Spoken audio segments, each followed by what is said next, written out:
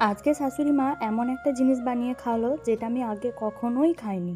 এগুলো কি বলতো? এগুলো হলো চাল, কলাই, তারপরে বাদাম একসঙ্গে ভাজা। তারপরে এই যে গুড় জাল দিচ্ছে একদিকে, তারপরে গুড়টা নামিয়ে রেখে কিছুক্ষণ এরকমভাবে নেড়ে চেড়ে ঠান্ডা করে নিতে হবে। বেশি ঠান্ডা করলেও হবে না, হালকা গরমই রাখতে হবে। তারপর একবার চাল ভাজার মধ্যে গুড়টা দিয়ে দেখছিল নাড়ু বানানো হয় নাকি, তখনও ঠিকভাবে গুড়টা রেডি করা হয়নি। আর এই যে আমাকে প্রথমেই দিয়ে দিয়েছে ওই নাড়ুটা খেতে। আর আমার হাত দেখো একবারে পুরো লাল হয়ে গেছে, এতটা পরিমাণ গরম। আর আমার খেতে গিয়ে কী যে হলো, এটা গুড়টা সুতোর মতো বেরিয়ে একদম আমার চুলে লেগে গিয়েছিল। তারপরে এই যে হয়ে গেছে, এবার ঢেলে দিল গুড়টা পুরো চাল ভাজার উপরে। এটা ভালোভাবে মেখে নিতে হবে, তারপরে তাড়াহুড়ো করে পাকিয়ে নিতে হবে, কারণ এটা বেশিক্ষণ রাখা যাবে না, তাহলে শক্ত হয়ে যাবে আর পাকানো হবে না। আর এতটা পরিমাণ গরম ছিল কি বলবো।